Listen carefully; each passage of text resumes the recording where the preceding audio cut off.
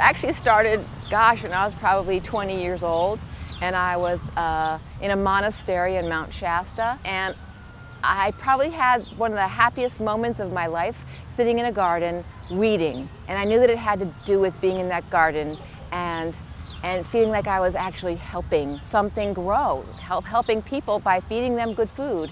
And it made me feel like I was actually a useful person.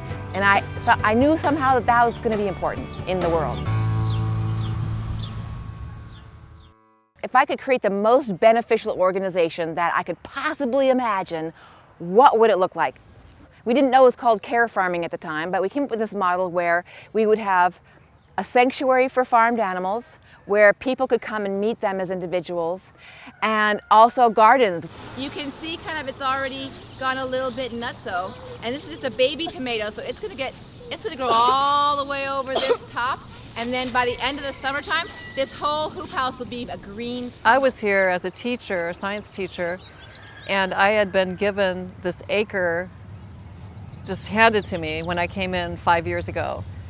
So the students taught me what they knew from the previous teacher, but it wasn't as enriched as it could be. Karen approached me when she was taking a permaculture class and said, you know, I'd really like to partner with this high school, which is John R. Wooden High School. I looked at the A through G requirements, and I noticed that instead of teaching biology, I could teach something called plant and soil science. And then I noticed instead of teaching chemistry, I could do a G requirement, which is called environmental studies. And again, it was like perfect. I was actually getting my permaculture design certificate at the time. And as part of that process, we had to have a project. So we started Kindred Spirits Care Farm.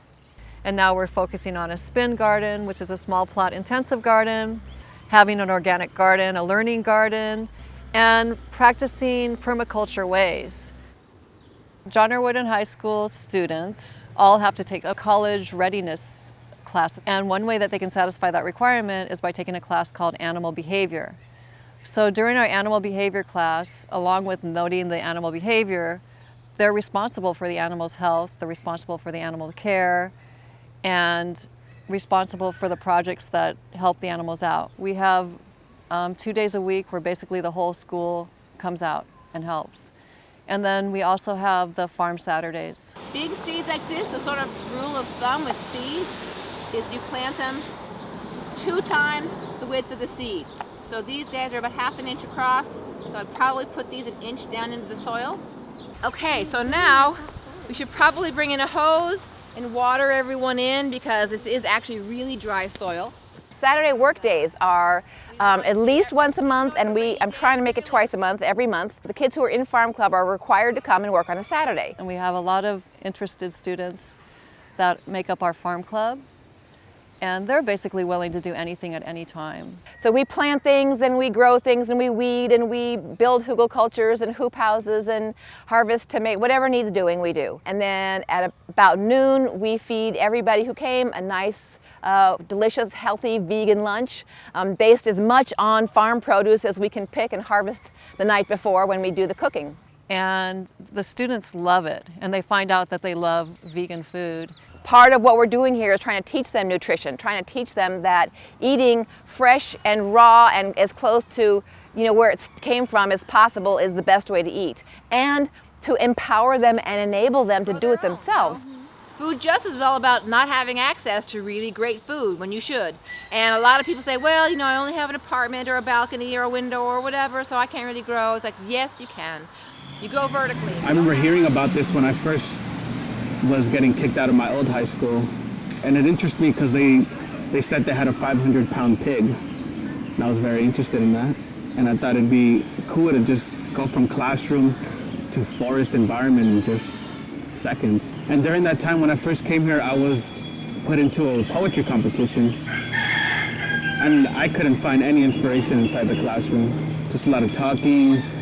My poem was supposed to be about nature, and I was inside sitting on a metal chair. When I would feel overwhelmed in class, I'd usually just go outside and take a good little walk through the farm. It'll just clear my head and really just help me. I thought about a lot of things here. Contemplated family and relationships, school, what I'm gonna do, how how I'm gonna do it. And it was always such a good, warming place to come to. It was very friendly, like the animals themselves welcomed you and announced your presence. It was completely different from what you're looking at today. We had none of these pens. I actually created most of those fencings to keep predators out. Created a cage for the school too. Used to come in on my free time. I really love this place and for what it gave back to me. Before this farm, I was really lost.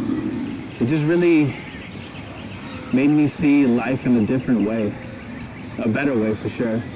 Andres just came alive on the farm because Andres is an actor, and so it was a new place for him to have an outlet. And he would do farm tours, he would lead farm tours. I remember doing the farm tours as well, touring little kids of our farm, seeing the little curious faces.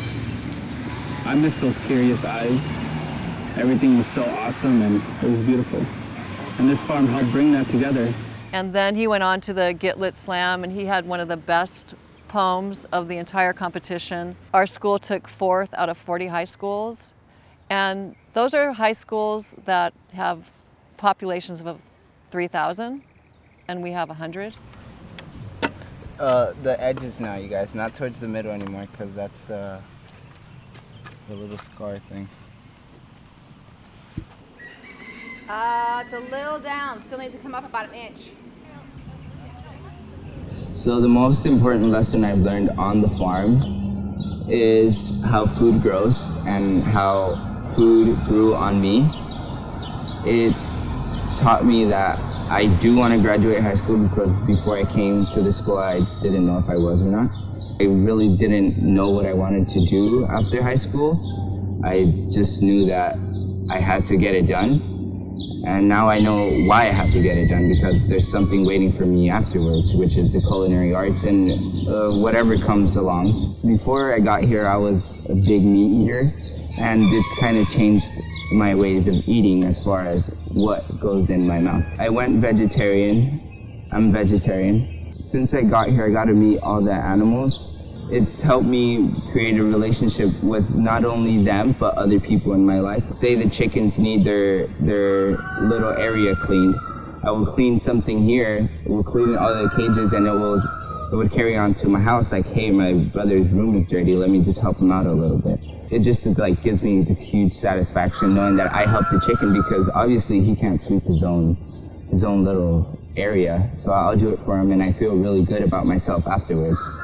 And I know they feel good too, not walking around all their poop and stuff like that. It made me want to come to school, not only for the academics, but to turn some compost or to water some plants or weed the plants so the water goes to them and not to the weeds that are around them. It doesn't matter if the gates are closed. Sometimes I'll just come and hop the fence, maybe pick something or turn something or weed something. And it just really helps me out as far as being at school, because if that gate over there, which lets you come into the farm, was completely closed, I don't think I would come to school. It goes beyond the farm. I got a job at a restaurant because of the farm, because I wanted to learn how food gets to be on the plate and someone enjoys it. Before, I didn't really care for that stuff. I'd just go eat because I was hungry. But now I'm more interested on how the food gets to where it is before it's plated and then it's plated. I actually started as a busboy here. That was over a year ago. And I slowly worked my way up out of being a busboy into prep work, which meant I'd be cutting up all the stuff that we would use at the end of the night and for service. And then it soon became that I was pretty good at that. So they moved me up to a server.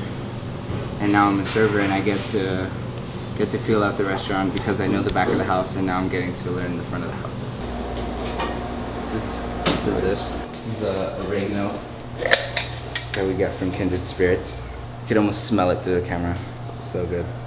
The basil that we get is phenomenal. It's so good because of the compost that we use and like the way that we plant at the farm. When I first met Ronnie, he was very, he had a lot of energy. He's like hyperactive, and he's probably one of those students who had a hard time focusing in class. When we brought him out here, he worked so hard. He did such a great job out of here because he was using that energy and putting it to, positive use. And after he'd been working here for a while, he started coming to school sober. And he started focusing on his studies, and now he's getting ready to graduate. So I don't know if that would have happened at a regular high school. I think that's the most important and the best way to help this country, and anywhere in the world really. Just building and maintaining these little community farms. I feel like everybody should be planting their own food, if they can, of course. And if they can, then they should do it not only for themselves, for other people that can't plant their own food. Where a life isn't something we all have to pay for. Let no parent pay the price for death's profession. With no debts get to tomorrow, help me spread the cure for sorrow. With no wine upon your breath, paint me this world from the image in my chest. And allow me to see starlight without being followed by street lights. Hovering over street fights, complimenting ghetto nights.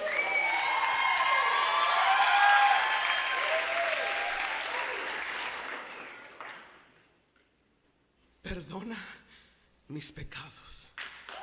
Despiértame cuando duermo en la sangre de la calle. Despiértame, abrázame y llévame de aquí. Thank you.